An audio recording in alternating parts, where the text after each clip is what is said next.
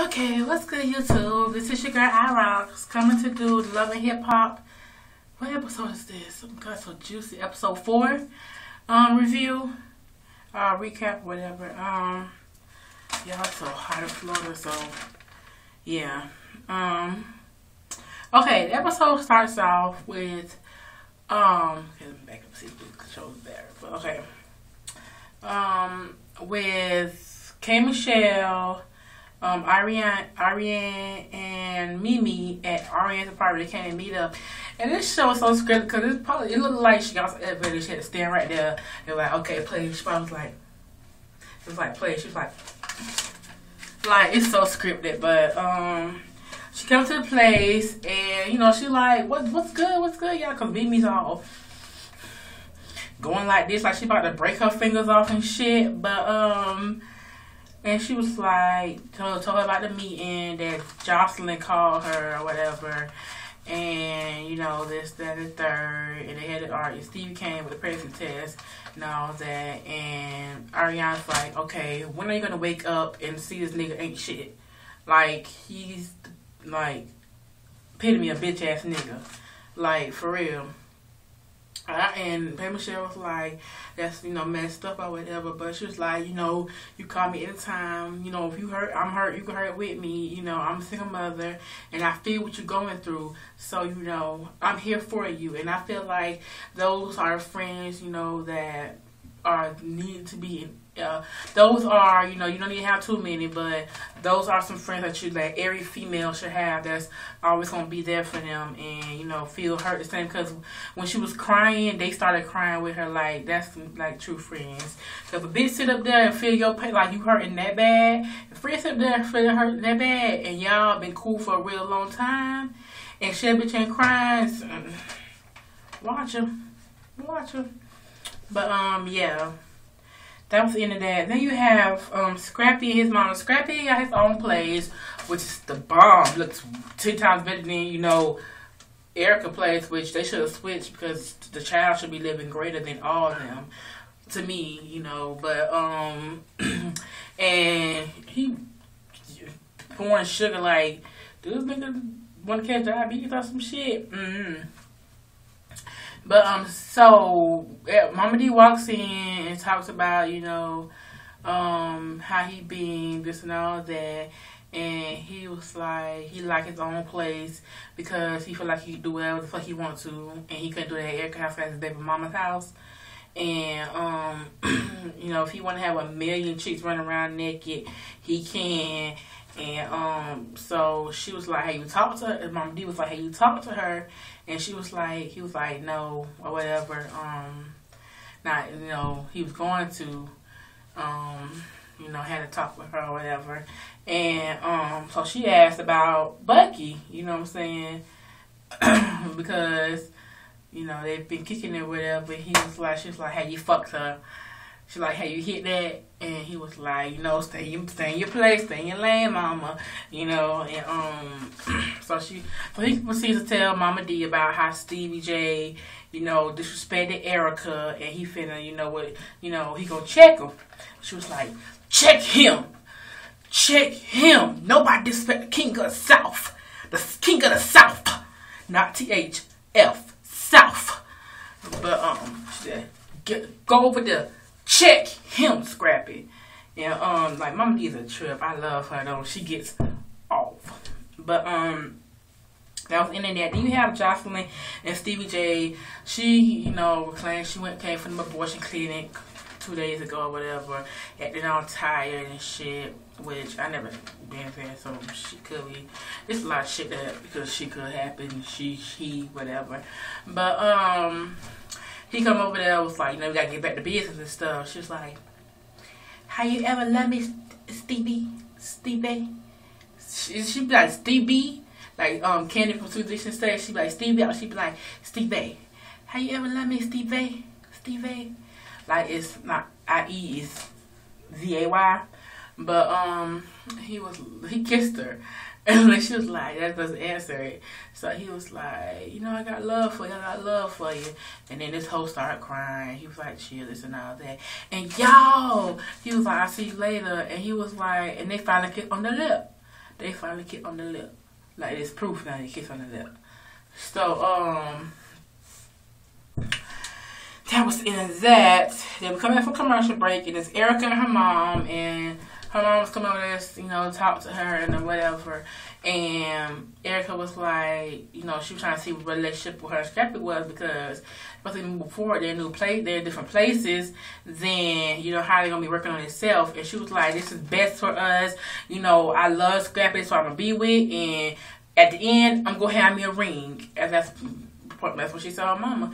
And she was like, her mom was like, well, you already know what you're getting yourself into. Erica was like, I know I'm getting myself into.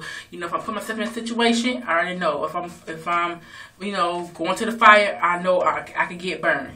And, you know, that's her situation. She wants to be like that. And, you know, her mama trying to tell her about Scrappy, because as you can see in that episode, she can see how he is. But her mom trying to tell her, mama might be, you know, still back in the past, but she know, like, she could see it clear as day.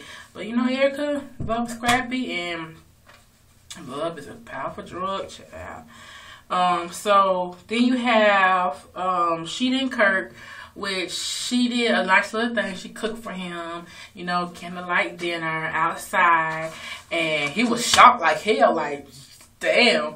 But, yeah, she was like, you know, I just want to make her, you know, for this and all that. And was telling them about just getting, like, their family life together, because I guess they all been about business lately, and they know how to separate, they don't know how to separate it.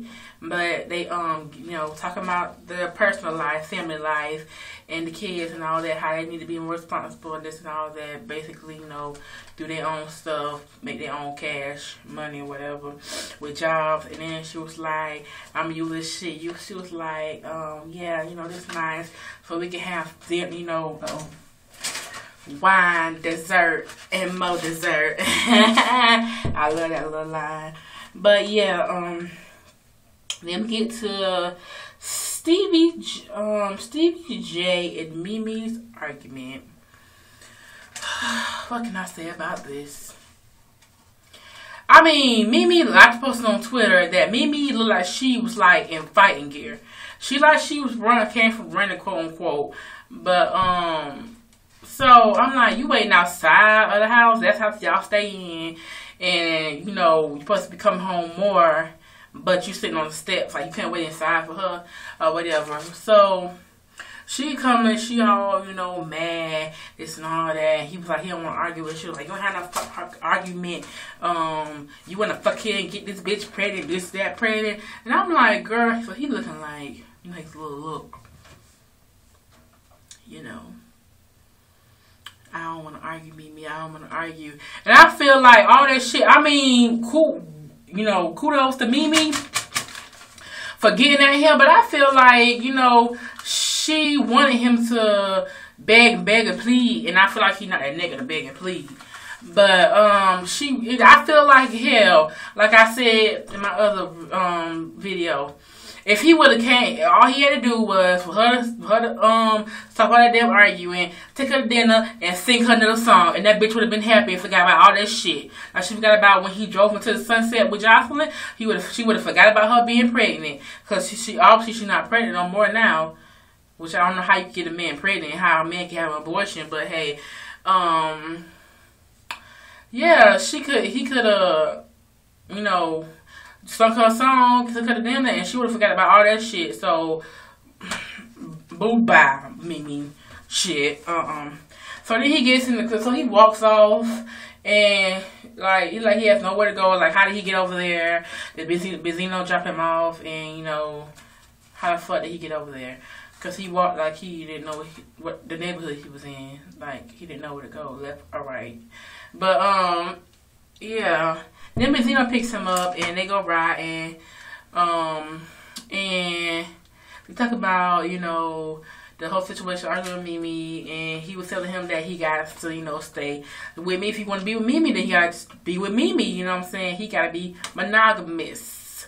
And, you know, he seemed, and then he was like, I mean, he said, I love Jocelyn and I love Mimi. Like, he said Jocelyn's side bitch first. I don't get that shit. And then he was like, something about she know how I am, and but this love, my love is good enough. Like, love is that good? No. Love tries a proper drug, but love ain't that strong, honey, for me to go through that bullshit. Best believe I would have been gone way. Ooh, Lord. So yeah, he was saying basically keeping his pants, digging your pants, and let me see how much minutes I am home. Okay, keep digging your pants and everything be okay. Then you have Jocelyn dancing, which, you know, the dance that she was doing, that put a stripper pole. Bitch, you was doing that in the strip club. You don't need dance lessons for that shit. Take the microphone and stop having it like this and put it like this, a stripper pole. You was doing that in the strip club. You don't need dance lessons for that. And Stevie J a fool playing for that shit. And she was already doing that. He already know that because that's what he put out the strip club. So he seen how that whole dance. So that whole situation, he's so silly. And I was not here for her edges on her braids. Like, Rashida, I love her little braids, but Jocelyn, that's not what I paid Bright House for to see that. That's not what I paid Bright House for. But then you have the fight. I should give this last one. I'm giving this right now. So you have Jocelyn and Stevie J was in the studio, and Erica and Strack went to the studio, then waited outside for them, like, posted up on the car, like, bitch, what? And so they come out, she was like, there he go right there, there he go right there. I'm the bitch, right? I'm the bitch. So, you know, they talking, he was like, oh, I meant to come, you know, I've been meaning to see you, I haven't seen you, though, and I wanted to apologize, it was out of order, you know, and they was going to be cool, they was just going to be talking, until Jocelyn, you know what I'm saying, Scrappy was like, no, this is my baby, you know my baby mama, or whatever, because I don't know you, I know you from the Eve, he tried to throw shade, I know you from the VH1 behind the scenes Eve, and, so he was like,